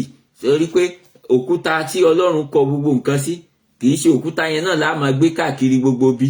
Ṣé mọ̀ pé òkúta yẹn a lè sọ di púpọ̀. Ọlọ́run kọ láti fi ránṣẹ́ ni, láti fi ṣe àmì. Ṣùgbọ́n wọ́n tún kọ láti ibẹ̀, wọ́n tún kọ láti ṣe kíni?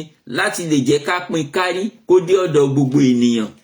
A rí pé ní ayé ìgbà yẹn, àwọn ọmọ Ísírẹ́lì, nígbà tí wọ́n bá inú ilé Ọlọ́run, nínú àpótí ẹ̀rí tó máa ń wà nínú ilé Ọlọ́run, ibẹ̀ ni òfin yẹn wà. Kò sí ẹni tó máa ń mọ̀ wọ́n ń lè rántí, àfi nígbà tí àwọn àlùfáà bá wọbẹ̀, tí wọ́n bá ka nǹkan tó wà nínú òfin jáde, pé nǹkan báyìí ló wà ńbẹ̀. Ṣé nǹkan tí wọ́n bá kà jáde fún yàn lénìí, ǹjẹ́ ó ṣeé ṣe kéèyàn rántí gbogbo ẹ̀ tó bá tún lọ? Tó bá fi máa tójọ́ mélòó kan, èèyàn á ti gbàgbé. Ìdí nìyẹn tí àwọn ọmọ Ísírẹ́lì fi máa ń ṣẹ̀ sí Ọlọ́run ní gbogbo ìgbà ní àkókò yẹn. Ṣùgbọ́n wọ́n wá ní láti kọ́, lẹ́yìn tí Jésù wá sáyé, wọ́n ní láti kọ́ láti fi ránṣẹ́ sí gbogbo ènìyàn, torí pé Jésù ti fi ìlànà lélẹ̀ bá ṣe gbọ́dọ̀ tẹ̀lé. So wọ́n kọ́ láti fi ránṣẹ́ sí gbogbo èèyàn. Òun náà ló fi dọ́dọ̀ gbogbo èmi àti ẹ̀yin lónìí. Ọlọ́run á ràn wá lọ́wọ́. So ó wà síbẹ̀ títí ayérayé láti máa fi ránṣẹ́ sí ìran kọ̀ọ̀kan. Òun náà ló ti dé ìran wa ẹ̀. Àkókò tí ó wà ní ìran tí àwa wà, ẹ jẹ́ ká ṣe kíni? Ẹ jẹ́ ká máa tẹ̀lé, ẹ jẹ́ ká máa lọ ní ìlànà bí Ọlọ́run ṣe fi lélẹ̀. Ọlọ́run á ràn wá lọ́wọ́ lórúkọ Jésù. Ibi náà ni a ó ti dánu dúró ní Sunday tèní. Tó bá di ọjọ́ mẹ́jọ, òun náà ni a ó tún tẹ̀síwájú. Ṣùgbọ́n ká tó lọ, a ó ka ìbéèrè tó wà níbí fún wa. Àwa tí a bá fẹ́ dáhùn ẹ̀, mo máa ń sọ fún wa, ẹ jẹ́ ká lọ dáhùn ẹ̀ ní comment section, ká type ẹ̀ síbẹ̀, ká fi sí comment section láti jẹ́ kí ká rí kà ń bẹ̀. Ọlọ́run á ràn wá lọ́wọ́ lórúkọ Jésù. so àwa tá bá fẹ́ dáhùn ẹ jẹ́ ká dáhùn ní comment section.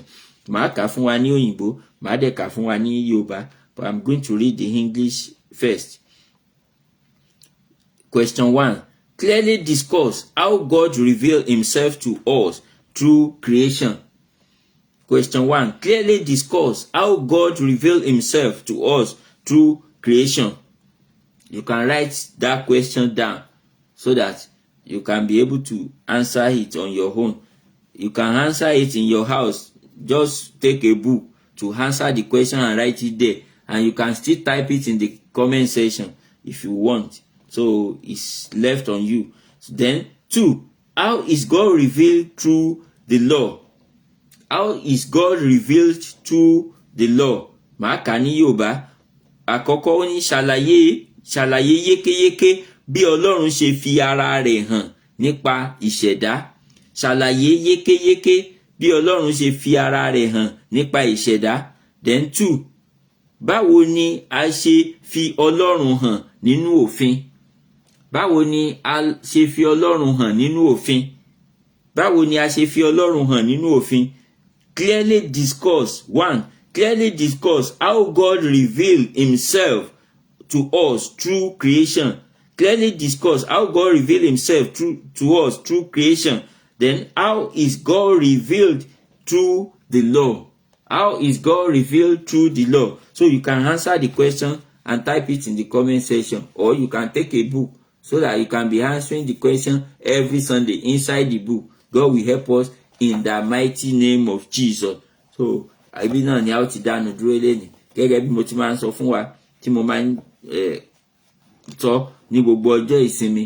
So ìwé Sunday School CAC òun náà ni à ń lò, CAC Sunday School Manual. That is what we use for this teaching. So, and the theme of this year manual is the Bible, God's message to man. The Bible, God's message to man. So we have skipped through the first unit. So we started the second unit today. So God will continue to help us as we join every Sunday in the mighty name of Jesus. So for people who are joining, I greet every one of us. I say thank you for the data you are using to watch, to listen to the word of God. I pray the blessing of God shall never cease upon your life in the mighty name of Jesus. Gbogbo àwa tí à ń darapọ̀, mo gbàdúrà tá ń lo data wa láti gbọ́ ẹ̀kọ́ ọ̀rọ̀ Ọlọ́run. Mo gbàdúrà ìbùkún Ọlọ́run kò ní dáwọ́ dúró lórí ayé wa lórúkọ Jésù. So orí TikTok àti Facebook òní a máa ń wà ní gbogbo ọjọ́ ìsinmi. We are always live on TikTok and Facebook every Sunday morning 8 a.m. UK time, 8 a.m. UK time, then 9 a.m. Nigerian time. So you can convert it to your own time wherever you are. 8 a.m. UK time, 9 a.m. Nigerian time. So by the end of this month, it will be the same thing in Nigeria and UK.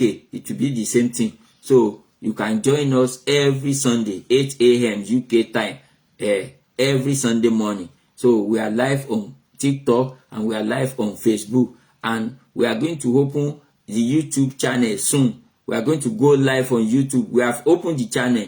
We are going to go live on YouTube soon. So we are expecting our followers to get to the level of going for live. So if you can help us by subscribing to our YouTube channel so that we can go on live on YouTube. There are some people that demanded for YouTube. So a lè lọ sí live lórí YouTube nígbà tí ẹ bá ràn wá lọ́wọ́ láti subscribe sí YouTube channel yẹn. Orúkọ tó wà ńbẹ̀ òun náà ni Múyìwá Alálàdé tá a rí níbi TikTok yẹn, òun náà la rí ní Facebook. So Múyìwá Alálàdé yẹn náà ló wà ní YouTube. Tá bá lọ sí YouTube láti search fún a máa rí ńbẹ̀. Ká subscribe sí channel yẹn. So ó lè ràn wá lọ́wọ́ láti lọ sí live lórí YouTube. Ọlọ́run á ràn wá lọ́wọ́ lórúkọ Jésù. Oore ọ̀fẹ́ àti agbára tá ó fi máa bá Ọlọ́run rìn ní pípé. Ọlọ́run á fi fún wa, ẹ jẹ́ ká gbàdúrà orúkọ Jésù. Ọlọ́run wa gbé yín ga yín lógo, a sọ pé ẹ ṣé.